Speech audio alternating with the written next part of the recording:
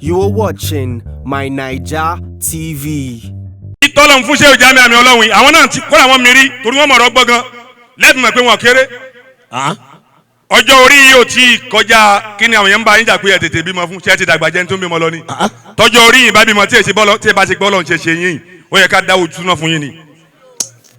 Allahu akbar. Tí ẹ bá ṣe bọ́lá ti ṣe yìí o. Nígbà wo tẹ́ ẹ bá bímọ yẹ ká dáwọ́ súná. Àmín. Ọlá nàbí lọ́dọ̀ Ọlọ́run.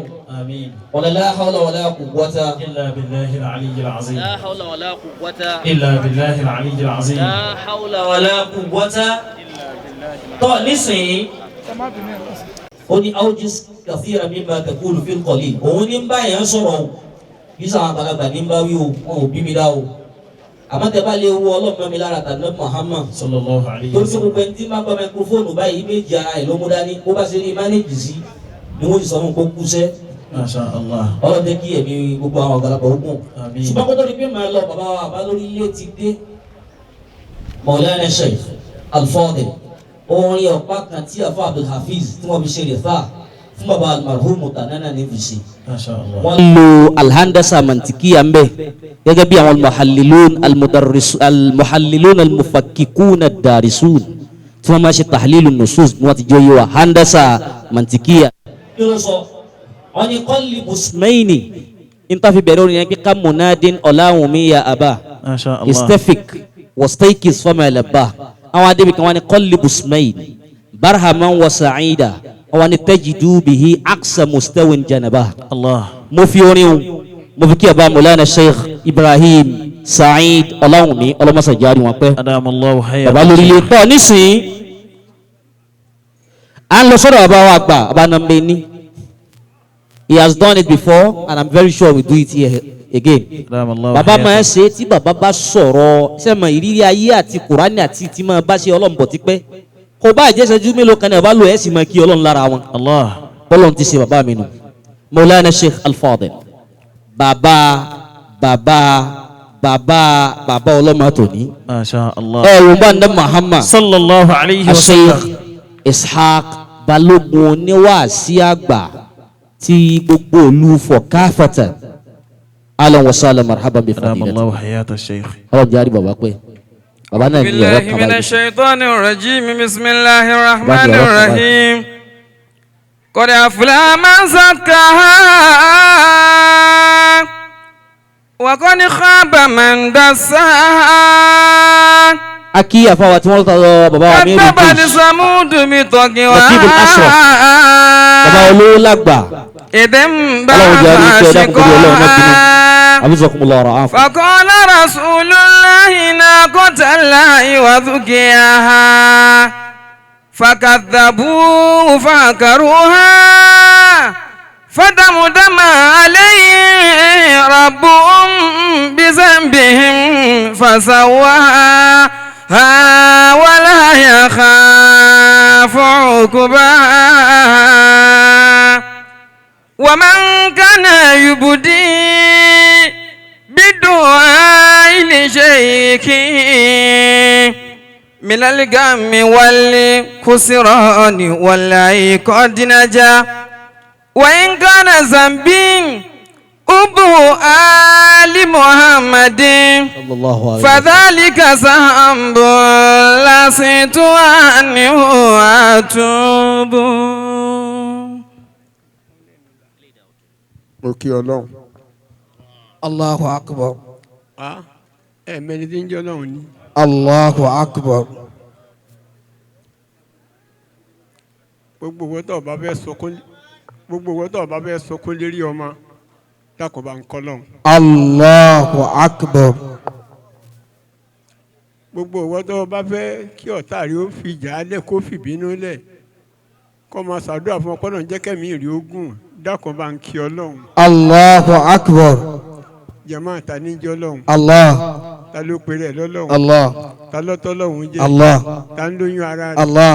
Ta ń bíra rẹ̀. Allah. Ta ń ṣe súnà ara rẹ̀. Allah. Ta ní jẹ́ kó sọ ọ́sán. Allah. Ta ní jẹ́ kó lòórù. Allah. Ta ló ní lọ́wọ́. Allah. Ta ló ní abéèrè. Allah. Ta ní fún ni. Allah. Ta ní jáde. Allah. Ta ní jáde èèyàn. Allah. Mo kí Ọlọ́run jọ. Allahu akbar. Mo kí Muhammad. Sallallahu alayhi wa sallam. àbírú ẹ̀ mọ́lẹ́dà Muhammad. sallallahu alayhi wa sallam. Bí ọba sọlá bínibíni tọ́nitọ́ni ò lè rí ni tọ́. insha Allah. ó fi àwọn òbí méjèèjì tí wọ́n bí wa ó fi kí àwọn àfa wa. rahmatullahi alayhi. ilé àwọn àfa wa ò ní dàrú. àmín. ìmọ̀lẹ̀ inú ilé àfa wa kò ní dókòkò. àmín. gbígbàdúrà ilé àwọn àfa wa náà ní kakú. àmín. àtàwọn àfa wa àtàwọn òbí wa bismillah kúrọ̀lá. bisimilahi rahman rahim. kul huwallahu ahad allahu samad lam yalid walam yulad walam yakun lahu kufuwan ahad. mo kí bàbá mi tí yóò sọ̀rọ̀ tán nísìn. sheikh al-mubarak an-nafi. ilé yóò ní já sọmọ. àmín. mo kí yín. akumullah. mo kí yín. ẹni tí ọba ní ìdùnnú ńlé ní yọ́nú sí ìdùnnú onídùnnú. allah.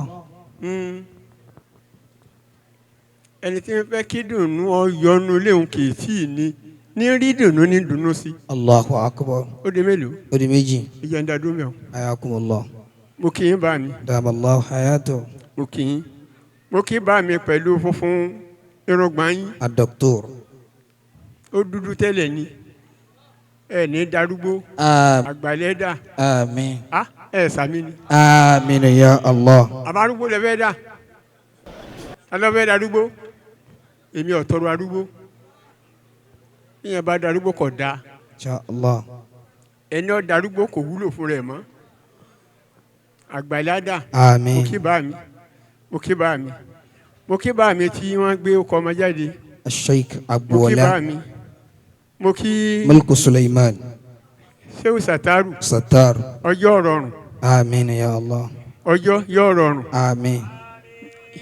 iṣẹ́ tèmi tọ̀hún ní sẹ́límì yìí o. allah akbar. on the 10 lẹ́tí mójútó kalẹ̀ yìí. ọgbọ́ inú ilé lèmi ọ wà àmọ́ àmọ́ fatẹ̀sùbà sí. mo kí bá mi. mo kí bá mi. mo kí bá mi. mo kórè ọ̀rọ̀ máa kéwú. mo kí ọlọ́run gbẹ́bẹ́.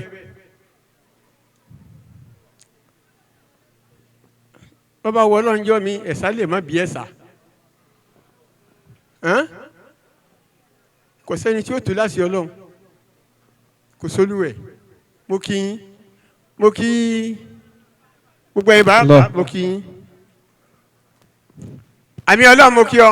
damallahu hayatu. mo kí bàbá tí ó bí. àmì ọlọ́run. ẹ dákun ẹ fi àwọn ọ̀tá lẹ̀ bá a bá wà láyé tá a bá lọ́ta kò dáa bẹ́ẹ̀ mo wí. allahu akbar. ẹ fi wọ́n lẹ̀ táwọn ọmọ náà láyé tí wọ́n rán òun. ẹ gbọ́ ẹ fi wọ́n lẹ̀ ọwà láyé ọlọ́ọ̀fẹ́ lọ́ta ìwọ náà sì ní kọ́ má dáa fún ọ̀nù ayé. allah.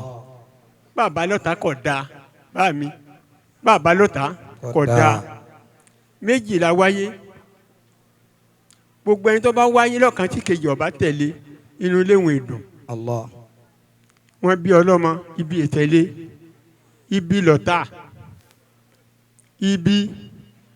ayakumullah. ìyẹn fẹ́ kéèyàn ọ̀rọ̀ náà lọ ibi ní máa rí nǹkan tó dáa ni ó sì máa bí ní táwọn máa bá yìí inú ayé tiwọn. Jamiu damallahu hayatu. má wò wọ́n o kódà má sọ pé ọgbọ́n tí wọ́n ń sọ èrò wọn ò ní ṣẹ. àmín. àdúrà wọn ò ní gbà lérí wa. àmín. ṣé wọn ẹ̀yin lẹ ṣe ra yín báyìí ni ẹ jáde ẹ jáde ẹ jáde sẹ́yìn lẹ ṣe ra yín báyìí ọdún mélòó níbẹ̀ lérí yín bí wọ́n bá ní kí wọ́n yọ ọdún tí yín nú ọdún tèmi yọ sẹ́kù ńlẹ̀. ayakumullah. yóò kù púpọ̀ ni. allah. tí wọ́n bá yọ ọdún yín nínú ọdún mi yóò kù díẹ̀ sẹ́yìn lẹ wá ṣe ra yín báyìí. àwa bọ́lọ̀ ń dúpẹ́ àṣepé oore ló ṣe ẹ kù síbi ọmọ. allah. mi ti ń ṣe lẹ́yìn ní ṣe lẹ́yìn yín ẹ kù síbi ọlọ́bàárẹ̀ pé ẹ bá kù síbi ọmọ ni ojú ó ti àwọn àfa náà ẹ ní nǹkan ni ẹ lè sa nǹkan ní ẹ lóògùn ni jámì èbí mọ̀ ilé ìwé lẹ tọ́jú bọ̀ kẹtọ róyún ilé ìwé lẹ tọ́jú bọ̀ tí bímọ fi rọrùn ọmọ náà Ọlọ́run ní ẹ pa. àmín. kò sí ní gbàrà wọ̀nyí. àmín. yóò máa lo tiẹ̀ ní. àmín. ẹ bá kí bò sí Ọlọ́run. allahu akbar. ọgbọ́n ọmọ òní dínà àsìkí Àmín. ọmọ òní dínà gbajúmọ̀ Àmín. ọmọ òní dínà àlùbáríkà Àmín. àjọkùn lẹ́mí alámásẹ́lẹ̀ àlà. سيدنا محمد الفاتح لما أغلق والكاتم لما سبق نادى الله قبلك ولا دل صراطك المستقيم وعلى آله حق قدر مقداره العظيم. bẹ́ẹ̀ bá wà láàrin àwọn èèyàn sọ̀rọ̀sọ̀rọ̀ tó bá mọ̀rọ̀ sọ wọ́n bá نعم. tó bá wà láàrin àwọn tí wọ́n máa kéwú tó bá máa kéwú sọ wọ́n bá lórí pé mẹ́ta ní bẹ́ẹ̀ nú ọ̀rọ̀ èèyàn máa gọ̀ lérí ọ̀rọ̀ حياكم الله. èèyàn sì máa yàpá إن شاء ó di mélòó الله. ودي ميجين. wọn ò fọ̀rọ̀ lọ ọlọ́sọ ọ̀yàpá ọgọ̀ إن شاء الله. wọ́n fi lọ olóòní sọ ọgọ̀ wọ́n wá fi lọ tó sọ jẹ́mi àti ní ọ̀sọ̀ wọn náà gọ̀ حياكم الله. nàbẹ́ ní أكرمكم الله. èèyàn máa yàpá àsìkò ọ̀rọ̀ ìtó ọlọ́sọ ọ̀yàpá ó tó ọ̀sọ́ ọ̀yàpá àsìkò ọ̀rọ̀ kọjá ọlọ́sọ ọ̀yàpá ó di mélòó ودي ميجين. ó tún kù kan lẹ̀ wọn fatia wọn kẹsìrán وي wọn dùnmọ̀ و wo tó ní wọ́n sẹ̀ lókè نينجا وا tó ní wọ́n sẹ̀ nsàlẹ̀ نينجا وي tó ní wọ́n lókè نينجا و ọlọ́run fún àmì ọlọ́run lọ́mọ ما lọ́kùnrin tó yanjú الداعي dáì إن شاء ọlọ́run الله. wò ọ wá ní kí n wá mo ti wá وفاتيا وانو واو كسروي. wọn kẹsìrán wí gbogbo àwọn èèyàn wá ń sọ̀rọ̀ bọ̀ wọ́n sọ náà ń bẹ ní ìwọ náà wí tiẹ̀ èmi náà ti wí tèmi. ودي ميجي واو دومو. wọ́n dùn mọ́ gbogbo tá a bá wá sọ ní ọlọ́njọ́ wọ ọlọ́run آمين. subhana rabbika. رب العزة عما يصفون وسلام على المرسلين. ẹ dákun ẹ jẹ́ á gbé Ọlọ́run tóbi ẹ tún gbé Ọlọ́run tóbi lẹ́ẹ̀kan sí i. Allahu akbar. bàbá nàmbẹ ní Masha Allah. ẹ bá nà mu ọ wá dàbí pé ní gangan ni wọ́n bí yín Alhamdulillah. ẹ yóò bá nà Muhammad dada. Sallallahu alayhi wa sallam. gbogbo ń tẹ́ lò tẹ́ fi bá wa sọ̀rọ̀ tó sànfàní yìí kò tẹ́ lómi ṣàwùzù Tọ́. ẹ pariwo Ọlọ́run dáadáa. Allahu akbar. in tó gbọ́ tó clear ní ó bá lóun ò gbọ́ ó lásìkò tá a máa lóru strategy òun Tọ́. ẹ tún ti bá wa lé lẹ́nu àbáwá náà fi Ọlọ́run jẹ́ mi yín ogun Àmín. Ọlọ́run kò jẹ́ àrí bàbá pẹ́ Àmín. la hawla wala quwwata Illa billahi ẹ ṣe al-aliyyil rẹ́rìn azim. yín ṣe ń wù mí yín ṣe ń wù mí àfi kí n máa rẹ́rìn yín Iyakumullah. tọ́ nísìnyí a máa lọ síbi èyí tí ó kàn náà ní ká lọ sọ́dọ̀ bàbá wa afẹ́ dábẹ́kúta gírí afẹ́ dábẹ́kúta pàápàá ẹ gbọ́dọ̀ ń tóbi Allahu akbar. abẹ́kúta pọ̀ wọn àyè o àbá wa sí Kamilu àbá wa ọ̀nàrẹ́bù abẹ́kúta náà ni wọ́n Masha Allah. àbúrò àgbàjá ṣùgbọ́n àmì tọ́lọ́hún fún abẹ́kúta nínú àmì tó lágbára lábẹ́kúta lónìí gbogbo wa náà la mọ̀ pé yasa taarun tó lágbára ni. Allahu akbar. No gbogbo Masha Allah. everybody ló mọ̀ tọ́ba wa yasa taarun ẹ̀ má jẹ́ ń pẹ́ jù ẹ dákẹ́ máa bọ̀ wá 5 minutes mo fẹ́ yín náà o 5 minutes mo fún yín o bàbá yasa taarun. Adamallahu 5 minutes hayatakum. mo fún yín o 5 minutes mo fún yín o. ẹ tó wá kàn lẹ́yìn yín náà ni bàbá wa lókòkò Bàbá olókòkò. tábà lọ àtún sọ yìí tí ó bá tún kàn lẹ́yìn ìgbà tó bá tún pé ọlọ́njẹ́ àrí bàbá pé tọ̀ wọ́n ní sọ́kalẹ̀ kí kálukú ó ti múra lẹ́yìn wọn bàbá wa Léjìgbò lẹ́yìn wọn bàbá Mọ́líkù Suleiman lẹ́yìn wọn bàbá wa Ọláwùnmí mashallah. In kanatil ummu ìbá lo fil a'rafi madrasatun mẹ́mbà ní kí n lo falqa'imuna ala tadrisi aba'un. ìbá ní kí n lo ìṣẹ́jú márùn tó fún mi ṣùgbọ́n máa já ìṣẹ́jú márùn gbà lọ́wọ́ àwọn elétò mọ́ di mẹ́wàá. kí ni yóò jẹ́ kí n jẹ́ àgbà kìí ṣe wọ̀nrànwọ̀nrọ̀ ní ṣe mí ọlá ta ní lọ́dọ̀ àmì Ọlọ́run ẹlòmíì yóò wò pé bó ní tí Yasataru fi jẹ́ tó báwọn lọ́dọ̀ ẹ̀ ìtètè sáré gbà ṣáájú ẹlòmíì lọ́lá ta ní lọ́dọ̀ ẹ̀ ilẹ̀ ti ṣú kẹlòmíì tó gbà fún.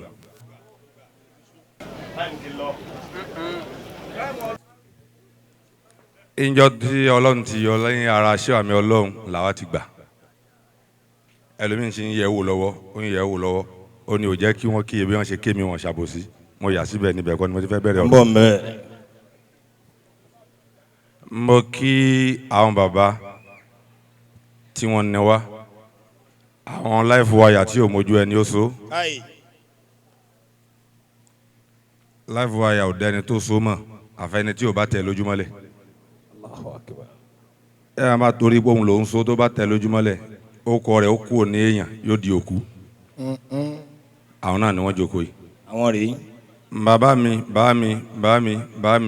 mi ní àìní dákọ̀ ẹnì kọ̀ọ̀kan lọ́tọ̀ọ̀tọ̀ ògbó yìí ni mo kí yányá èmi náà ṣe bí bàbá wa àná fi ṣe fún yín táyé ò fi yé jáyé àdánwò tí ẹ fi sọ fún wa pé asa fìrà kú bẹ́yìn níwà bẹ́yìn náà kà òun sáhùn kì í ṣe láyé ń bí màlìkì yá mọ̀ ni wọn ṣàlàyé ọ̀rọ̀ náà wọ́n kàn ń pa òwe fún wa ni ọlọ́run ní jẹ́ ó ṣẹlẹ̀ láàrin wa. amiina. ìdí àwọn fi wá yà á mọ̀ pé ó wọlé ni. ẹ ní sẹ́wọ́n sá wà láyé láyé. amiina ya Allah. abukumullah. tí a máa sì sọ bẹ́ẹ̀ fún yàn. àwọn bí kan bẹ yẹn ò gbọdọ̀ ṣubú tó bá ti ṣubú bẹ́ẹ̀ kò ní dìde mọ́. má ṣe eré débi kí wọ́n fún ẹ lọ́sẹ̀ kó wá ṣubú ní balùwẹ̀. salibu tamu. má ṣe eré débẹ̀. má sì ṣe eré débi kó ṣubú ní ọjà. odi méjì. salibu tí ológun ni. kò lóògùn tó bá ṣubú ní ọjà. má sì ṣe eré débi ẹni tí ó mọ ibi tó ti dìde kó ṣubú lọ́dọ̀ ẹ̀. káyì ó sọ̀rọ̀. mo kí gbogbo yín wọ́n á kí àwọn àfáà tí ọlọ́run ní kí wọ́n bí bàbá mi ọlọ́run táwọn èèyàn pa àfáà ni ṣebí ibi tọ́lọ́run ti máa dúró dáwọn ènìyàn náà níbi ọmọ. ìntàpá ẹnìkan ò ká àti sọ pé bí mo ti rí ọmọ mi ó rí bẹ́ẹ̀ lọ́lọ́run ṣe fáwọn tí wọ́n bí wọn. alhamdulillah. àmì rí ẹ fi ṣé wà mí ọlọ́run lọ́rùn lẹ̀. ẹ fún wọn lẹ̀. irun tọ́lọ́run fún Sheikh Ibrahim. radiyallahu. kò sọ ma fáwa níbi jókòó yẹn á ṣe dáadáa. yes radiyallahu ta'ala an. òun ni mo ń sọ ní ọ̀rọ̀ bàbá ń sáwí nìbàdàn mo ní kì í ṣe pé Sheikh Ibrahim ò sí láyé ṣùgbọ́n má sọ fún wa pé Sheikh Ibrahim wà Nàìjíríà bí ò sí Nàìjíríà mọ́ má sọ bẹ́ẹ̀ nísìn. kì í ṣe pé inú ilé Ọlọ́run ni ojú wa tó tà ń fi sọ bẹ́ẹ̀ ṣùgbọ́n àwọn nǹkan kan bẹ tó yẹ pé tá a bá ti ka mẹ́wẹ̀ wá ìwọ náà mọ̀ pé ìrìn àjò yẹn àdàlù wà dàlù fi taswiri wahid. ó yàtọ̀ síra wọn ó jìnnà. àdàlù arba'atun wà dàlù sab'un miya. ẹni tá a tún fi kún Sheikh Ibrahim ni Mawlana Sheikh Adam Abdullahi Al-Aluri. radiyallahu ta'ala anhu. lára bàbá mi Ọlọ́run ni mo ti fẹ́ sọ gbogbo ẹ̀. Sheikh Ibrahim bímọ tó pọ̀ gbogbo wọn sì yàn. ẹ dákọ̀ àfáà mi náà bẹ́ẹ̀ tó yẹ pé bí wọ́n ṣe bí wọn tó náà ni òṣèkù síbi kan yàtọ̀ sílé àfáà mi Sheikh Adam Abdullahi Al-Aluri. ìkejì ń bẹ nínú èèyàn ṣáìdì lọ́rọ̀ tí mo sọ̀hún má ṣì mí gbọ́ ṣáìdì tú ẹ̀ ni pé tíjẹ́ èèyàn àwọn ọmọ yẹn wá sílé àfáà mi àfi ilé bàbá wọn. mo rẹ̀ ní Ọlọ́run bẹ́ẹ̀ wá. gbogbo àwọn tí wọn tóbi àwọn kan náà máa ń bá wọn sọ àwọn ọmọ wọn dín ńlá ni apá àwọn kì í ká àti sọmọ wọn dín ńlá àfi Sheikh Adam àti Sheikh Ibrahim. ẹnìkan ló ń bí mi léèrè oníkílódé tá a mọ Sheikh Ibrahim kì í kírun lẹ́yìn èèyàn mo ní nítorí wọn láàfáà ju bàbá wọn lọ ní. kì í ṣe pé wọ́n láfojú di tí wọ́n fi wọlé èèyàn tí wọ́n kì í fi bọ́ bàtà torí kí wọ́n mọ̀ pé gbogbo ohun táwọn dà kàtà bàbá wọn ni kò sí lákàtà ẹnìkan. déédé orin yẹn lọ́lọ́run wá ṣe fún Sheikh Jamiu yìí ẹni tó bá ń lo lè fún ní kú sí ń ṣe àlóde ẹ̀ kẹ́nìkan gbọ́dọ̀ béèrè. káyì adamalawa hayatakum.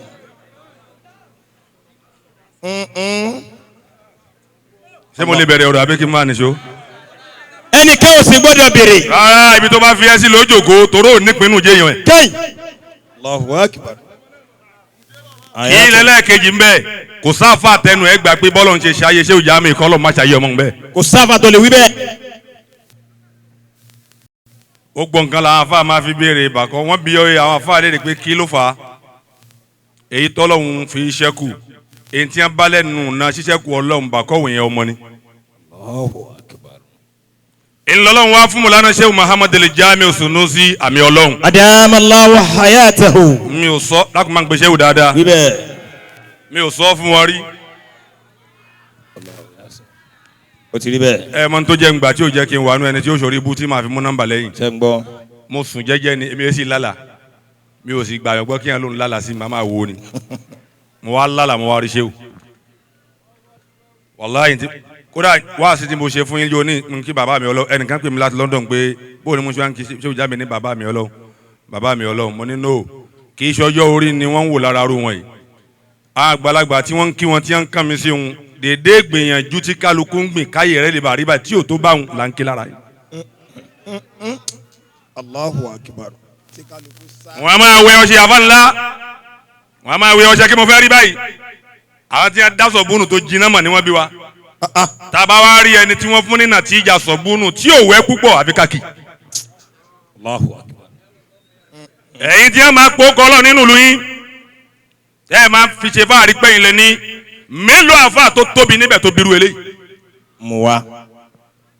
àwọn tí wọ́n máa pe Dalailul Khairat àwọn tí wọ́n máa pe Quran àwọn tí wọ́n máa pe Asmaul Husniyya tí kálukú máa pe wọ́n bí bàbá léèrè.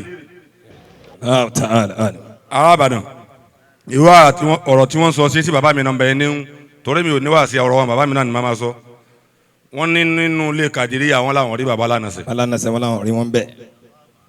wọ́n làwọn wá alágbó Tìjàní àwọn ò bá mẹ́ bàbá Lánàṣẹ wá pé gbogbo àfa ó pe àpèjẹ ó ní kí wọ́n wá jẹun nígbà tí wọ́n fẹ́ máa lọ ó ní ẹ̀dúró èsì ọ̀rọ̀ tẹ́ ẹ sọ ni mo fẹ́ fi onílòótọ́ ni mi ò sí nínú Kàdíríyà lóòótọ́ mi ò sí nínú Tìjàní lọ́dọ̀ yín ṣùgbọ́n ṣe wá mi délé Ọlọ́run ẹ̀ bá mi. Allahu akbar. ṣé òun ti ń dẹ nọ́mbà mi nọ́mbà èjì ṣe bàbá àgbà nàbà nílẹ̀ mi náà ń fi sí òun. ṣé wá mi délé Ọlọ́run tẹ́ ẹ̀ bá mi bẹ̀ ni. tí wọ́n bá wá pè yàn lẹ́ni Ọlọ́run kí ni wọ́n fẹ́ kó ṣe tí ṣé òjá mi ò ṣe. wọ́n ní khairul amali khawatimuhu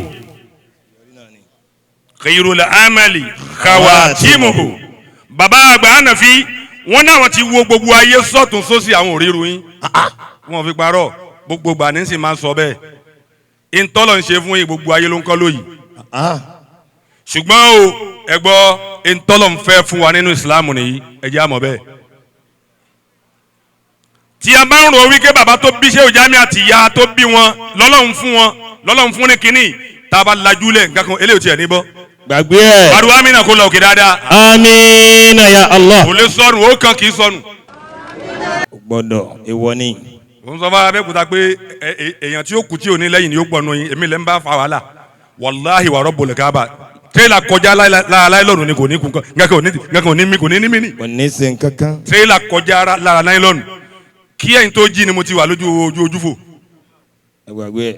fásitì aluwala ti kẹ́ ẹ lọ bí àgbàlagbà léèrè pé irú eléyìí ó kọjá mo fẹ́ dàlẹ́ eléyìí kéṣe kéwù ayé tèmi èṣe kéwù tí mo bá fẹ́ sí ṣé o lè ṣe àrínú kéwù tí o bá mọ̀ bára ìṣẹ́jú márùn-ún ni màá fi da gbogbo kéwù ẹnu.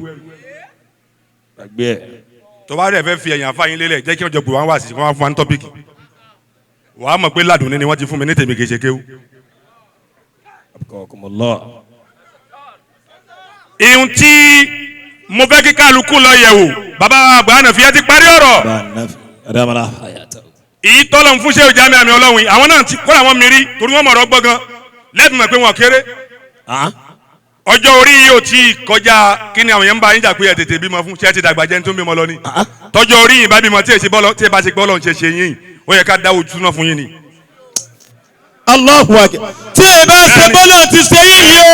Nígbà tẹ́ ẹ bá bímọ yẹ ká dá oṣù náà. mo ti tó yìí náà nígbà tó bí àkọ́bí ọmọ ṣèbí bàbá rẹ ló gbẹ̀rẹ̀ súná. ìkọ́lẹ̀ tí ó mọ̀ fìlẹ̀ àwọn fìmọ̀dúrásà tó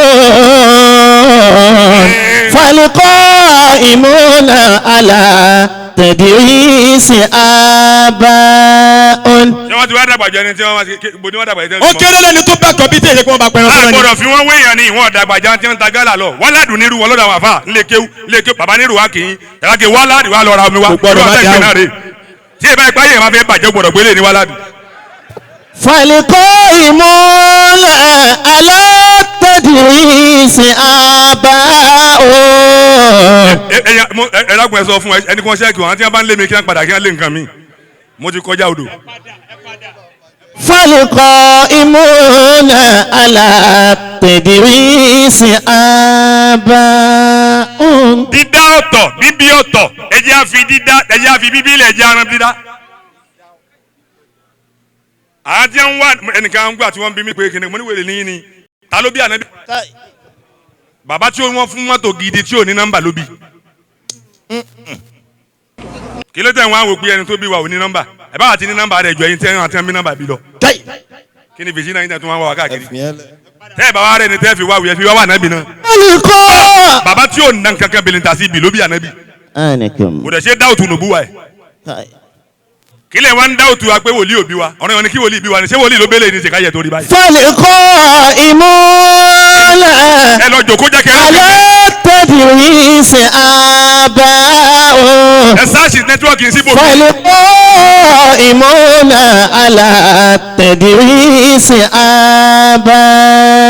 mọ̀lánà ṣe máa mọ̀tẹ́lẹ̀ jáàmì o. ihun tí ẹ máa rán torí tọ́lọ́wọ́ àtàná ó ní ìzáàbùlì ìbámá kéwú. ìzáàbùlì tàbí khayri. ìzáàbùlì tàbí khayri. ìzáàbùlì tàbí khayri. bàbá ọláhùn mi ẹ kú àlejò wa ọjọ́. aláhùzí. àtàrí. ìzáàbùlì tàbí khayri. kúlẹ̀ aláhàzàrí. wọ́n máa lo bàláwù fún oore tó bá ti pọ̀ jù. bàláwù ni lárúbáwá lò fún oní ìzáàbùlì tàbí khayri. ìzáàbùlì tàbí khayri. oró ti kọjá ní tẹ́nìkan gbọ́dọ̀ sọ pé mo mọ ní tí wọ́n fi dàbá yìí. gbọ́ kẹ́nìkan sọ oògùn tí wọ́n máa fi dàbá yìí ká gbọ́ àbí kó sọ ọkọ̀ ọlọ́run tí wọ́n máa fi dàbá yìí. gbogbo nǹkan lẹ́wọ̀n gba ẹni lọ́dọ̀ yín ẹ jẹ́ ká rí. ní stage yìí. táyì yóò fi rí báyìí. gbọ́ mò ń wo lórí Facebook láwọn tó wọn àti yáyì tí wọ́n jọ ń ṣe báyìí. níwọ̀n tó yẹ pé ibi tí wà dúró ká ibi tí sáfù ibi táwọn yáyì wà ibi tí ó jìnnà ni pẹ̀lú bóyá jẹ́ mọ́mọ́ lóyún tó. èmi méjì náà lè yàn ẹni tí ìlú polówó ẹ̀ yìí tó bá fẹ́ jẹ́ ni kó mú àtẹni tó polówó ìlú ẹnìkan jù kan lọ. àwọn ń polówó ìlú ni wọ́n dẹ̀ ń polówó ẹ̀sìn ni ẹ̀sìn ló polówó ẹlòmíì tí wọ́n bá ti yọ ibi tí wọ́n fi wọ́n ti ń lu yẹn kó wọ́n ṣẹ́gun gangan. ìzáàbùlì tàbí khayri. àwọn ẹjọ́ ni mọ̀lánà ṣe àdé mọ̀tẹ́lá lórí. aláhàzàrín. wọ́n jẹ́ mufasiru lọ́rin wọ́n jẹ́ ìmáàmù lọ́rin wọ́n jẹ́ nkankan ṣùgbọ́n àwọn ni wọ́n polówó ìlú. Allahu ta'ala. ìzáàbùlì tà. tó bá rí bẹ́ẹ̀. tó bá rí bẹ́ẹ̀ torí àsìkò ni o. àwọn tí wọ́n fẹ́ sọ̀rọ̀ pọ̀ nílẹ̀. tàìsí tó tẹ̀yàn àwọn tí wọ́n fẹ́ sọ̀rọ̀ pọ̀ nílẹ̀. àwọn tí wọ́n fẹ́ sọ̀rọ̀ pọ̀ nílẹ̀. ẹ bá mi náwó sí Sheikh Jamiu. ẹ jẹ́ àná wọ́n sì Maulana Sheikh Jamiu àmì ọlọ́mu. bàbá ìdílé dúró nítorí ọlọ́run. wọ́n ti nàró. ọ̀gá wa Sheikh Ibrahim. Yes, radiyallahu anhu. ó ní méjìlá lẹ́fì. méjì. nípínlẹ̀ ìkan ló dádàbí ọ wá bẹ̀rẹ̀ fún kan wọ́n wá pè ní bá tó bá túbà kalẹ̀ yóò rí pálẹ̀ fi lòun náà ṣùgbọ́n nítorí pé ó ní ládàbí ju gbogbo àwọn òrùfùlì ìjàyà yòókù lọ wọ́n wá tó pọ̀ mọ́ àlẹ́fì ọ̀gá wa ní aláwọ̀mọ̀ ya àlẹ́fì sọ̀lé wá sẹ̀lé mọ́ alàlìbá ìwánu kẹta tì í ó ní sọ̀lá tántó àlẹ́fúnà bìyà wàtú wà kédòná bìyà wàtú sọ yéròná wáhìdán yàtìlóbù wáhìdán gbogbo ẹ̀yin aláṣẹ wákàjọ sínú. aláṣẹ. gbogbo ẹ̀yin aláṣẹ tí wọ́n bá ní àwọn aláṣẹ àwọn tó yúrù náà wà nù yín o kì í ṣe yín nìkan o gbogbo nǹkan tí wọ́n ń pè láláṣẹ wọ́n pọ̀ jù. ó sèpti. gbogbo ẹ̀yin aláṣẹ. aláṣẹ. ẹ dákun gbogbo yín nìkan ìjọba ìwúyẹ káyọ̀ fún ṣé o gbogbo ẹ̀yin aláṣẹ. aláṣẹ. ẹ pawọ́pọ̀ ẹ gbé Sheikh Jamiu débi gíga rẹ̀ tó fẹ́ dé ẹ pawọ́pọ̀ ẹ gbé Sheikh Jamiu débi gíga rẹ̀ tó fẹ́ dé. àní gbogbo ẹ̀yin aláṣẹ. ẹ̀yin aláṣẹ. gbogbo ẹ̀yin aláṣẹ. ẹ pawọ́pọ̀ ẹ gbé Sheikh Jamiu débi gíga rẹ̀ tó fẹ́ dé ẹ pawọ́pọ̀ ẹ gbé Sheikh Jamiu débi gíga rẹ̀ tí ó fẹ́ dé. nítorí pé kò sẹ́ni tó lè nàró mọ́ nílẹ̀ Yorùbá gbogbo ayé nìsín tí ò lọ́wọ́ ẹnìkankan nú mọ́. ìwọ ló lu ayé ẹ táwọn èèyàn fi máa mí sínú ayé ẹ. ọ̀rọ̀ kan ṣẹlẹ̀ níjọ́ ní Ìlọrin ibi tẹ́sẹ̀ bá ti gbé báyìí náà láti máa yanjú ọ̀rọ̀ kínú yẹn máa lọ kó máa tẹ̀lé bẹ́ẹ̀ bẹ́ẹ̀. Maulana Sheikh Sulaiman Faruk al-Miskinu billah. adamala hayata o. gawuzu. wọ́n yanjú ọ̀rọ̀ kan ní Ìlọrin ìlú yẹn títì ní mo bẹ́ẹ̀ wẹ́rẹ́wẹ́rẹ́ díẹ̀ díẹ̀. wọ́n ní ẹ̀ lè gbé Sàràkí ṣubú làwọn yẹn bá ń pọ̀ sí ẹ̀ mo lẹ ẹ ti wá konú tó báyìí mélòó rú yẹn tá a ní nínú ìsìlámù tó wà lókè táwọn èèyàn ń rí yàtọ̀ sáà àgbàlagbà tó yẹ pé àwọn la mọ̀ ọ́ lágbàlagbà táwọn èèyàn ò mọ̀ lágbàlagbà. ẹ wá fẹ́ kó ṣubú. ẹ wá fẹ́ kíkà yẹn ó tún ṣubú ta ló kù tí wọ́n tún máa fi kẹ́gbẹ́ àwọn Oyèdèpọ̀ tó ní wínà ta ló kù tí wọ́n fi máa kẹ́gbẹ́ ẹni tó ní rìdíìm tá àgbàlagbà bá ṣàdúrà fún yàn lánàá pé Ọlọ́run jẹ́ kí lágbájá bímọ àwọn kọ́ ni wọ́n fún lọ́mọ àwọn ẹgbẹ́ wọn tí wọ́n jòkó tì wọ́n ni wọ́n fàjẹ́ sí tá a bá sọ̀rọ̀ lóde lónìí ẹ̀yin ẹgbẹ́ wa tẹ́ wà lóde lẹ́ni kò ní rí bẹ̀ tí ò fi rí bẹ́ẹ̀ mọ́ ẹ̀ dẹ̀ mọ̀ pé kì í ṣẹni tó sọ̀rọ̀ lójú ó ti gbogbo àlójú òjò ti. subhana rabbika. rabbil izzati amma yasifun wa salamun ala al-mursalin walhamdulillahi rabbil alamin ariyatan minna ilayka ya rasulallah. ẹ dákun ẹ pariwo Ọlọ́run lẹ́ẹ̀kan náà. Allahu akbar. ẹ tún jẹ́ pariwo Ọlọ́run lẹ́ẹ̀kan sí. Allahu akbar. masha Allah. ogun ẹ̀gbá ọlọ́mọdé okú. àmín èyí pọ̀. Ya Sattar. masha Allah. Ya Sattar. ya Sattar. Ya Sattar. ya Sattar. ọ̀pọ̀lọpọ̀ àwọn àfa àwọn àdó láti Ṣakí ó sọ̀rọ̀ ojúùs àwọn náà ó sọ̀rọ̀ Ya Sattar ọ̀pọ̀lọpọ̀ yẹn ní máa wo ọ̀rọ̀ ṣùgbọ́n wọn ò ní wò pilẹ̀ anabi wa Muhammad sallallahu alayhi wa sallam. anabi ní afsahul arab bayda anni min Quraysh anabi ní èmi mo dala hàn jù nínú àwọn alárúbáwá. masha Allah. nǹkan kan ṣáàlà anabi owó. sallallahu alayhi wa àwọn sallam. kìnnìkan kan kò sí máa halaka muru'un arafa qadra nafsi. bẹ́ẹ̀ bá máa ń bára rẹ̀ àti bó ti tó ń gbà mí yóò sọ pé báyìí ni gbogbo àwọn aláṣẹ tá a jọ wọn fojú rẹ̀ wò wọn ọlọ́mọ ẹ̀ kí Ya Sattar ó jábọ́ o. amiina ya Allah. ẹ bá ń ṣe amina lẹ́ẹ̀kan sí. amiina ya Allah. ẹ bá ń ṣe amina lẹ́ẹ̀kan sí. amiina ya Allah. ntọ́ wa lágbájú nínú ntọ́lọ̀ ń bò wọn ni wípé bí wọ́n ti sọ gbogbo ẹ̀ tó yẹ o bí wọ́n ti ń tẹ̀ fáwọn àgbàlagbà. kò sí ọmọdé tí ò lè bá Ya Sattar yàbọ̀ tó bájábádé yóò yà. Allah. wọ́n sì máa dì ma wọ́n ń ṣe sàárà ntọ́lọ̀ ń bò wọn. Allahu akbar. ọlọ́mọ jẹ́ jábọ́ láíláí. amiin. la hawla wala quwwata. illa billahi al-aliyyil la azim. hawla wala quwwata. illa billahi al-aliyyil la azim. hawla wala quwwata. illa billahi al-aliyyil azim. tọ́ lábẹ́ bí ó ti ń lọ yìí lábẹ́ bí ó ti ń lọ yìí gbogbo nǹkan ni máa ṣe fún Ya Sattar ni máa ṣàdúrà fún wọn dáadáa Allah. a máa ti gbowó àdúrà lọ́wọ́ wọn rí ẹ gbọ́ lọ́n tóbi dáadáa ẹyọ kan yẹn náà ni kí n kan máa fi pàtàkì pé àńjọ tí Ya Sattar sọ̀rọ̀ tó pọ̀ tó báyìí tí ó sì ṣe ní láǹfààní báyìí mo sì gbowó lọlé masha Allah. ẹ wà ní Muhammad sallallahu alayhi wa sallam. kò ní ìbàjẹ́ fún yín láíláí amiin. la hawla wala quwwata. illa tọ́ billahi nísìnyí al-aliyyil azim. tí a bá tún gbọ́ ọ̀rọ̀ yín bàbá mo fi ń là yín bá ní o faqata ana al'ab mo ń ṣeré ní o amiru kí n wá máa di ẹrù rù yín rù wà nù orúkọ yín tẹ̀tẹ̀lẹ̀ kẹ́ má bàa rù. ibà. tọ́ nísìnyí a máa lọ síbi kí a tún gbọ́ ọ̀rọ̀ tábà wá gbọ́ méjì lọ́rọ̀ sínsìn àwọn àgbò albarka. masha Allah. owó albarka náà yóò fẹ́ tó bí 500,000. àmì ọlọ́run tọ́lọ̀ ń ṣe fún yín pọ̀. alhamdulillah. ẹ̀yin sẹ́gbẹ́ ọ̀pọ̀lọpọ̀ àfa àkọlọ́hún ṣàánú o. ọwọ́ akifuna ladayhim inda haddihim kí kálukú ó dó ní ìdí ẹgbẹ́ ara rẹ̀. masha Allah. èmi náà bẹ nígbà tí wọ́n kọ́ jáde nígbà kan èmi náà wà náà tí wọ́n sọ pé kí ló ń ṣàfàyè. wà ní Muhammad. sallallahu alayhi wa sallam. kí ló ń ṣàfàyè àwa dákẹ́ ó mọ̀ àfa ẹ̀ mẹ́jà tán ara wa o. nígbà náà lọ́hùn. a níbẹ̀ bá jòkó báyìí nígbà míì bẹ́ẹ̀ bá kàn wá kí sójà mi lásán. fala yahzunka qawluhum inna na'lamu ma yusirruna ma yu'linun mo ti má ti pẹ́ o. nígbà tí wọ́n wá ń tú àyà yẹn mo wá òkè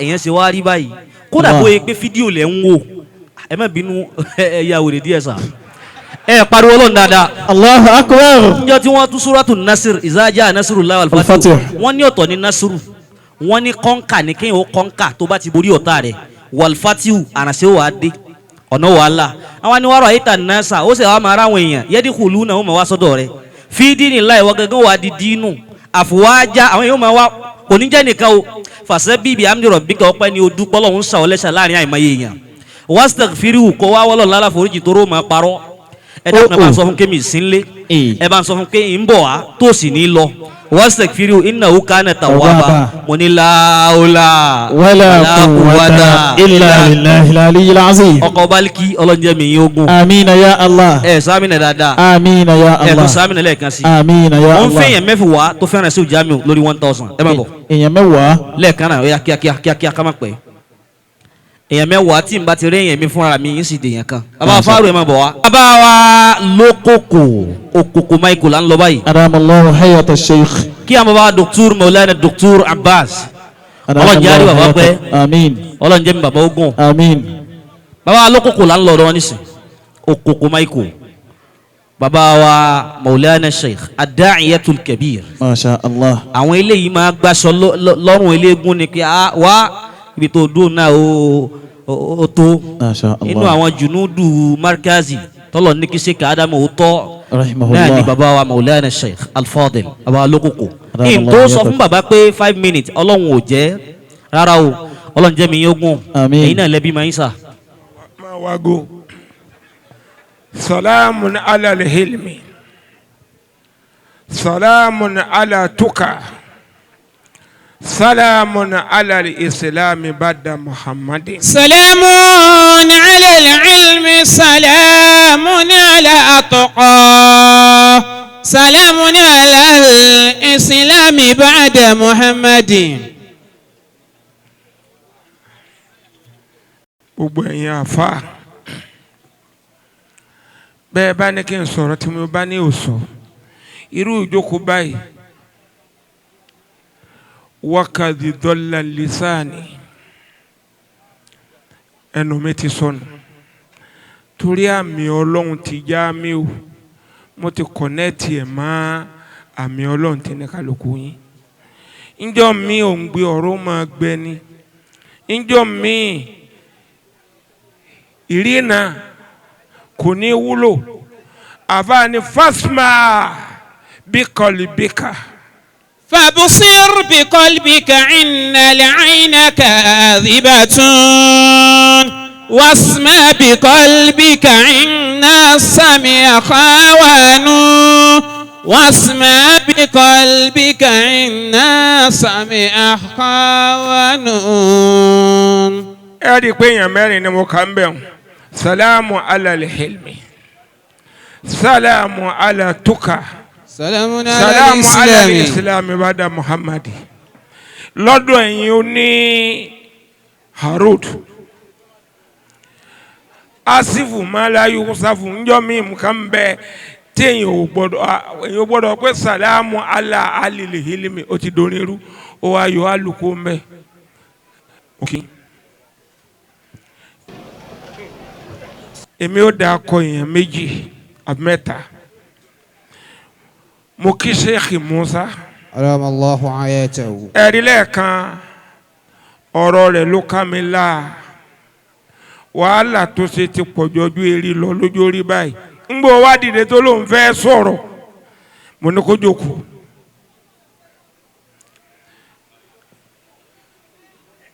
gbogbo nǹkan lọ́lọ́run parí sára Musa.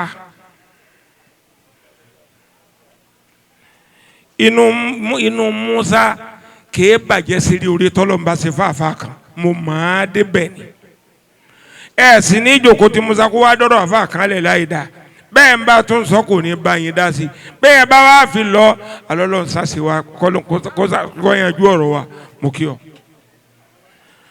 mo kí nàmbá yín ní mo kí ọmọ mi àfáà mi ọmọ mi ní ń bọ̀ wọ́n má ti múra kalẹ̀ òun náà ni kamali dín ní ọlọ́run gbẹ́bẹ́. radiyallahu ta'ala anhu. ẹ̀rí gbogbo bí anafi mubaraku ti ń ṣe iṣẹ́ tiẹ̀ náà kọ́ innahu huwa hayatun min hayatillahi bàbá tó bíyà tiẹ̀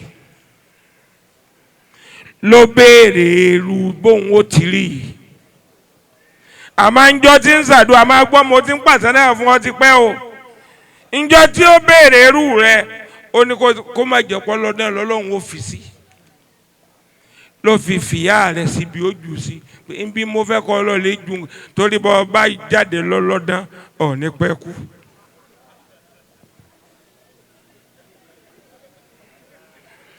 mo kí ọmọ mi àfáà mi mo ń bọ̀ níjọ́ kan ṣe Musa ọmọ Ọláwùmí wa nàró ó rántí àjọṣe mi pẹ̀lú bàbá rẹ̀ àfáà kan wà ń fà lásọ ó ti dẹ̀ méjì tí ó sọ̀rọ̀ náà lójú rẹ̀ o nbí ọlá rẹ̀ dé ọtún wá dìde fẹ́rẹ̀ kan ó lẹ́ẹ̀mẹ́ni yìí ni bàbá lòun ò gbọ́dọ̀ rí fín ọ̀ní ṣubú. àmín. mo wá kí gbogbo ẹ̀yin àfáà tó bá rí báyìí lánàá ìdààmú ò ní sí fàlàfà àfọwọ́sowọ́pọ̀ eléyìí tí ń bá ń bẹ bíi tànà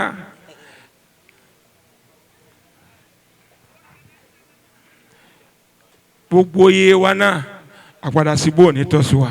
Àmín. ìṣẹ́jú tí mo fẹ́ fi sọ̀rọ̀ mo sọ̀rọ̀ Kálágége lánàá ọmọ mi yìí àwọn ọkàn àwọn ẹni Ọlọ́run máa ṣiṣẹ́ pọ̀ ànáfì ẹnìkan láàlè ríru ṣé ìwà ádámà mo lọ ọgọ́ èmi ń tọrọ ọdún ṣé ìwà ádámà ṣé ìmúṣà ń bọ̀ sáà lè rí mọ́. ṣebí tẹ̀bùdílù ni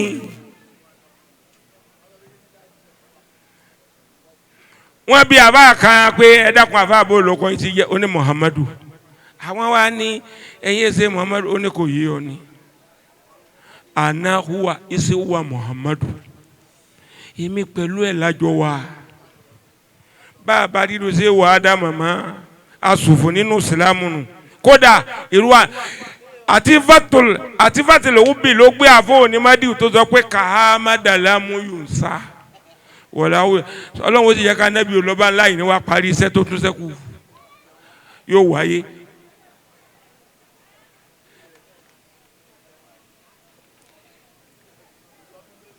eléyìí irú kan ni ìwọ́dà èmi yé tètè gbà fún yàn ọgọ ọmọ tó wí bá ń gọ ó ní bàbá lágídí ó gọ ni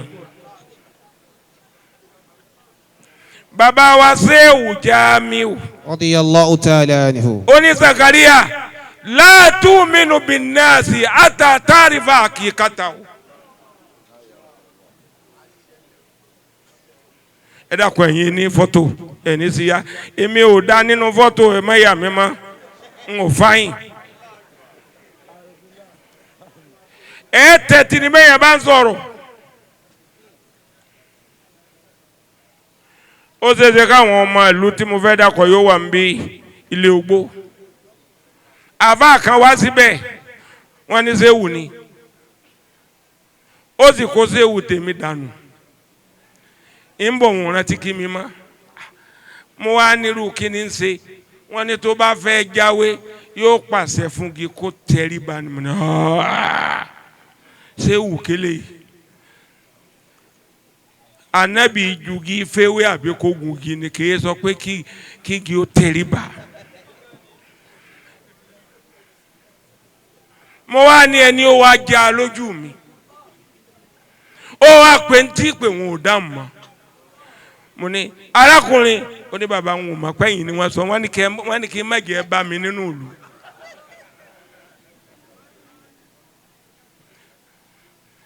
àwọn ẹni Ọlọ́run ní sàkómọjọ mo fẹ́ máa rójú Ṣéhù Musa ọmọ mi yóò dá fún àwọn ẹni Ọlọ́run ní sẹ́kàn wọ́n ń pè ní Musaadatul Gaibi ọdọọdún ní Ṣéhù Jamiu ní ká máa sá ọ́ọ̀fì màmá ní hùwàhùwà ẹlòmíín ṣàgbákò owó gbígbà ó lọ gbowó lọ́dọ̀ ṣaitan innahu la ya'rifu haqiqatahu kò mọ bó ti rí nígbà tí àáfàá yìí èmi rè ò pàdé rí ò pípàdé wa ní ti ìjọ ọdún mẹ́ta péré àmọ́ yìí máa wá sókòkò mo wá tẹ sérí àtẹ Olúwa o mani huwa hasa rajulu ta lọ́mọkùnrin yìí ń sọ fún gbogbo ẹ̀yin bàbá tẹ ẹ jókòó lónìí gẹ́gẹ́ bí Uwaisu Qarni ti ń sọ fún àwọn sàábì ànábì ó sọ fún Umar àti Uthman ń gbó pàdé wọn ó ní antum la ta'rifuna Muhammada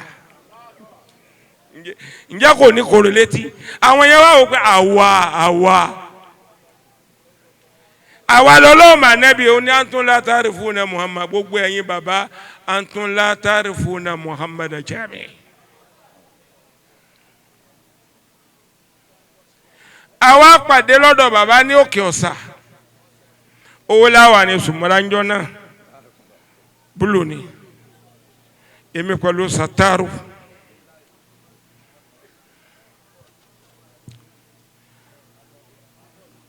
èmi yẹ béèrè nọ́mbà fa kàmá bá sàgbákò akírawo kú ńgbà wa tún padà pàdé wa ní bàbá nọ́mbà yín mo gba tiẹ̀ ó gba tèmi. Ọlọ́run wa ń sọ fún mi pé májò kọ́kọ́ pè ọ́ o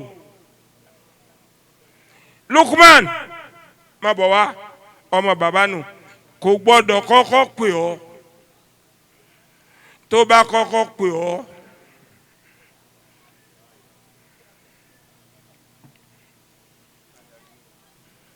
mo wá pè lẹ́ẹ̀mẹ́rin kò gbé mo wá pè lọ sọ fún Jamiu òun ò ní tí ó gbà lọ́wọ́ rẹ̀ wọ́n pa mí láṣẹ pé kò gbọ́dọ̀ kọ́kọ́ pè mí ni òun náà sáré wá pè mí àsọjù bẹ́ẹ̀ lọ nígbà wá bímọ tó pè mí n ò fẹ́ wá ọmọ mi lólóhùn wá Dr. Ahmad olóhùn lálàá pé bàbá ní n ò gbọ́dọ̀ má débi kó máa ọ̀rẹ́ ẹ̀hún mo ní ta ni bàbá tó ń rọ ó ní sẹ́ Jamiu Bilala mo ní mo èbí eléyìí nígbà Jamiu Bilala ń bẹ tó wá fi pè lọ́rẹ̀ẹ́ rẹ̀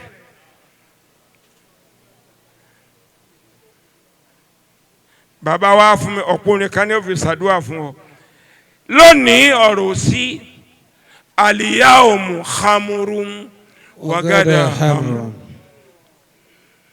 ọtí ń pa wá lọ́wọ́ lónìí ọ̀la là á sọ̀rọ̀ gbogbo ẹni tí ń bá ń yára sọ̀rọ̀ ọjọ́ Yorùbá wọ́n ní bọ́lọ́ ń bá ní àsọ bọ́lọ́ ń bá ní àsọ ọ̀rọ̀ ń bẹ lẹ́yìn wá ọ̀la ọ̀sì bá ń gbé àbáwọn ẹ̀yà wa káàjọ máa ń kọ́ ni. bọ́lọ́ ń bá ní àsọ bọ́lọ́ ń bá. al-yawmu khamru wa gada hamru.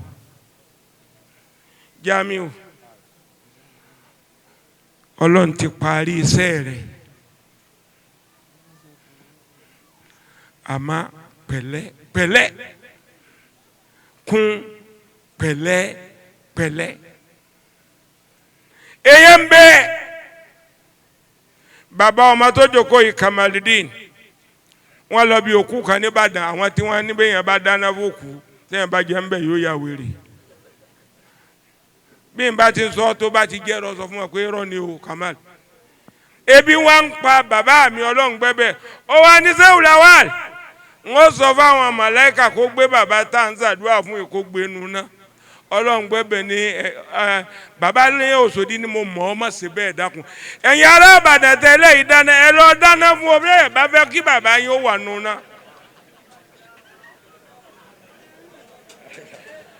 ní abásáré lọ dáná èyàn ò jẹ èèyàn lọ ni ẹni tí ò bá séèyàn nílé wọn ni ò ní mọ̀ pé èèyàn wà.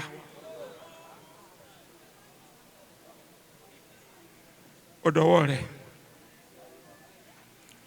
òrè rẹ̀ ti pé ṣùgbọ́n bí àwọn Hanafi Mubaraku àbí ta ló sọ̀rọ̀ náà ṣé Musa ni àgbàlagbà ni máa sẹ́rọ̀ ọkù ó yẹ kó wí délẹ̀ ọlọ́lọ́ májà dáná èèyàn mẹ́ta ó wà láàfà bọ́ wíta àwọn méjì yẹn náà kò sí èèwọ̀ mo mọ àwọn méjì tó ọsẹ kù sínú.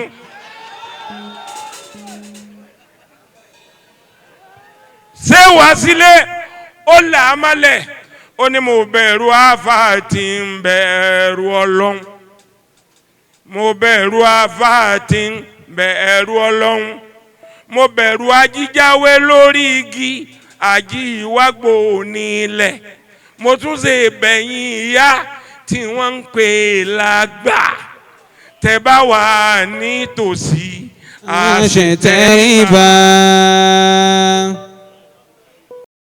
alahinu akun. àwọn mẹ́tẹ̀ẹ̀ta nù mo dọ́dọ̀ wàlé ọlọ́nkan oní Zakaria oní ní rẹ̀ ò tó mo ní sàdúà ọ̀làdúà kọ́ ó lọ tí ń sàdúà ó ní lọ wó oògùn. ما أرسلنا رسولا إلا باللسان قومه. dàgbà ọ̀rọ̀ pé ìmúlẹ̀ ọmọ ní àlìyáwó muhammadu. ó ní sẹ́wọ̀n sàkà lọ wó oògùn mo ní kí ni mo fẹ́ fi ṣe. ó ní mélòó ni arafi tí ń bẹ lára duawu mo ní mẹ́rin. ó ní mélòó ni arafi tí ń bẹ lára dawawu mo ní mẹ́rin. ó ní 4 times 4 ẹ bá mi dáhùn 16 ó jẹ́ 16 wá times 16 times 16 ó jẹ́ 256 àdàdì nùrù ẹni tí ń ṣàdúrà tí ó sògùn ìmọ̀lẹ̀ ò ní jáde lára rẹ̀ lànàbí sọ pé tàdáwọ́ ìbádàlá ṣé Musa amúrùkọ ni tàdáwọ́ ìbádàlá.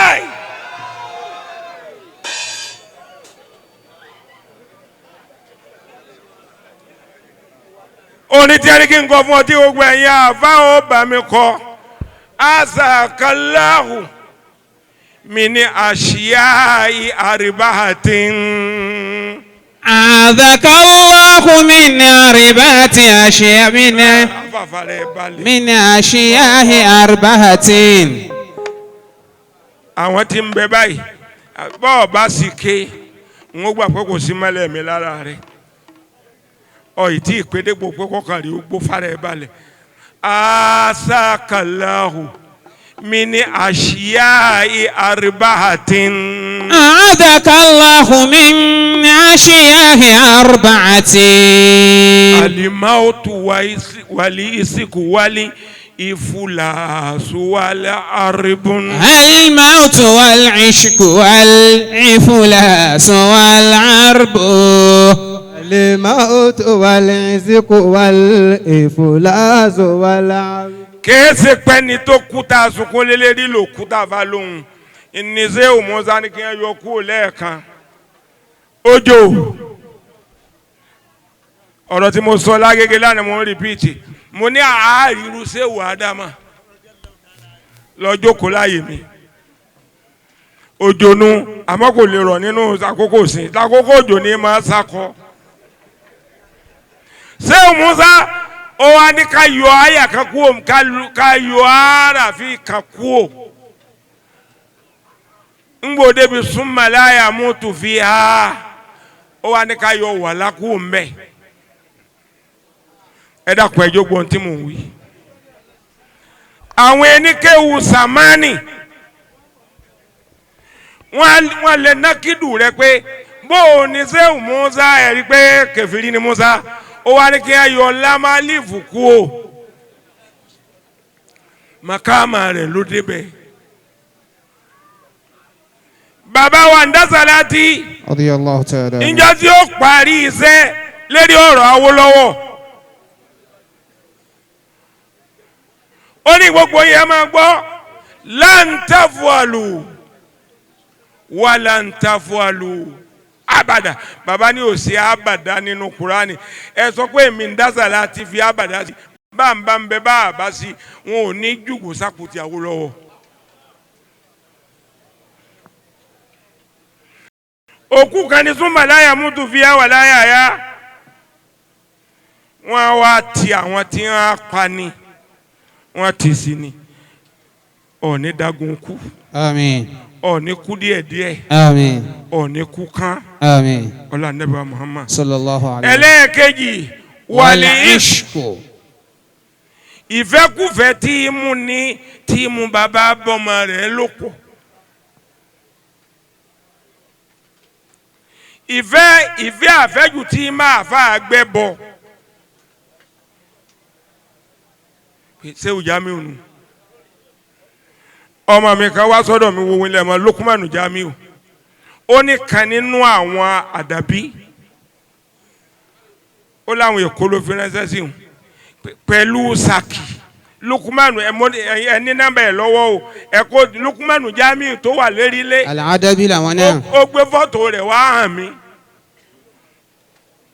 ó ní ọ́fíìsì àkísọ́rùn ó sì tó wà lọ́wọ́ rẹ̀ ń bẹ̀ ó sì ń sin ajá náà sì ń já náà sì nílé awo ṣe é mọ̀ pé ìsìnkùnù ìfẹ́kùfẹ́ ẹlẹ́kẹta wọ́n ní ìfúláṣ kò dáa kéèyàn ó tòṣì àmọ́ kò dáa káwọ́ ọ̀rọ̀ níwàkúwà ǹjẹ́ gbọ́ Yorùbá mi kò dáa kéèyàn ó tòṣì àmọ́ kò dáa káwọ́ ọ̀rọ̀ níwàkúwà. ìdí agbọ́dọ̀ bá lọ́wọ́ àfáà tí wọ́n gbọ́dọ̀ sálẹ́ǹgì ẹ̀ wọn ò gbọ́dọ̀ béèrè ikún lọ́dọ̀ àfáà kí wọ́n wá ní kí wọ́n kó nsọ ń tẹ̀sán. Eri ẹyẹ àjẹ tẹ́lẹ̀ náà ni eri ẹja eri eku àmọ́ bí wọ́n bá béèrè èèyàn ó sàbùkù fàáfàá nítorí kó sì má tòsí ni Jamiu ọ̀ ní tòsí lẹ́yìn ọ̀rọ̀. Àmín. ẹlẹ́ẹ̀kẹ́ni òun náà ní alẹ́ àríbù ogun tí èèyàn ó máa sunkún tọ̀ sí ní rí ti ń pọ́ lẹ́kún ọmọkùnrin kan aróòkè òní ó lọ́dún kẹrìnlélógún tó ń ti sùn ni ó ní bílẹ̀ bá sú àyà ọmọ ẹja mọ́lógún nù àwọn tí Musa ṣiṣẹ́ òmùsọ̀ ò fẹ́ dákọ ni wọ́n gbórun lọ́wọ́ rẹ̀.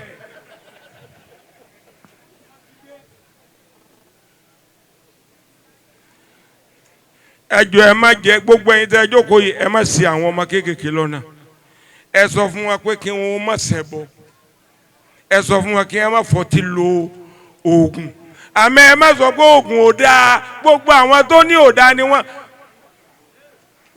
Allahu Akbar. àfa kan lóògùn ò dáa mo wá gbé sẹ́ni Facebook pé àṣejẹ tó ń lọ lè jẹ lọ́dọ̀ Ṣéhù Muizu ní gbogbo oṣooṣù àṣejẹ lẹ́yìn. Masha Allah. Jamiu ọ gbọ́dọ̀ mérí ju wa lọ kí ẹ máa mẹni tí ń bá wí àmọ́ ti yé wọ. Masha Allah.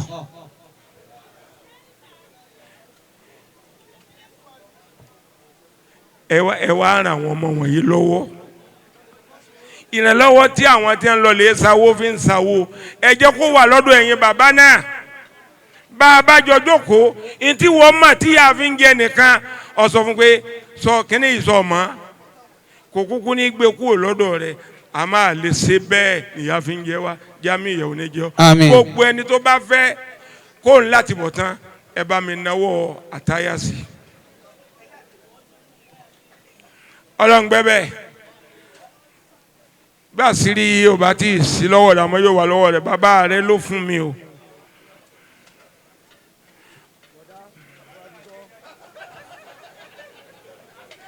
ọlọ́ngbẹ́bẹ́ ní tí ń bá ń da tẹ́ fi ó bàjẹ́ ẹ̀wì lẹ́ẹ̀mẹ́ta orúkọ ànẹ́bì ni wọ́n tẹ̀ ní àsọdọ̀pá náà wọ́n wí lákọ̀ọ́kọ́ yàtàmù tàtàkàjáìṣù Muhammadu alun gbogbo owó wàjọ wí yàtàmù tàtàkàjáìṣù Muhammadu alun. ياتم تتكجيش محمد عال. ياتم تتكجيش محمد عل. ياتم تتكجيش محمد عهل. ياتم تتكجيش محمد عل. ياتم تتكجيش محمد أحل. bẹ̀rẹ̀ díẹ̀ jù bá ń lọ èmi kí wọ́n fẹ́ bẹ̀rẹ̀ fún o àwọn tí mo fẹ́ pè ní bariyasin. آمين. كايسن أجيب عبد الرحمن سكن جبال الدخان. آمين. أجيب لي آل برزة وصوتي وتركنا الصلاة بياك الصلصل آكب وقال فريت من الجن أنا آتك بي قبل أن تقوم من مقامك هذا وإني علي لك وين أمين اسم الملك والملكوت أسألك اللهم بسر القرآن. آمين. وبعب القرآن. آمين. وبأم القرآن. آمين. وهي سورة الفاتحة. هارجين. آمين. هارجين. آمين. هارجين. آمين. هارجين. آمين. أبي أمتولي سامي وسيمبيني. آمين. لا إله إلا الله سيدك عزيزو. آمين. لا إله إلا الله وأجل ينوسو. آمين. إنما أمره إذا أراد شيئا أن يقول له كن فيكون فسبحان الذي بيده ملكوت كل شيء وإليه ترجعون. dìde nísìnyí Jamiu 100 naira lọ ní lọ́wọ́ ni lọ fún obìnrin mẹ́rìndínlógún. سبحان ربك عدام الإله حياة الشيخ الراحد. mo ti nà sí àpè mi gan ni ráìdù abọ́lọ́njẹ́ mi yóò gùn. àmín. bàbá mi àgbà Maulana Sheikh Zakaria adamallahu hayata ọlọ́run kò jẹ́ àrí bàbá pẹ́. àmín.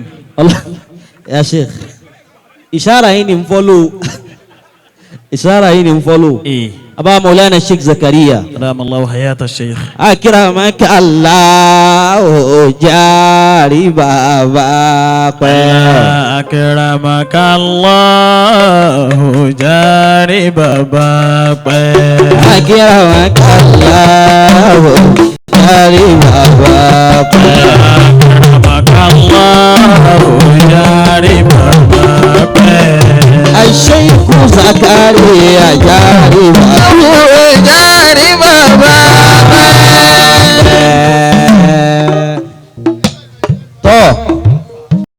Stay tuned for more interesting programs on My Naija TV.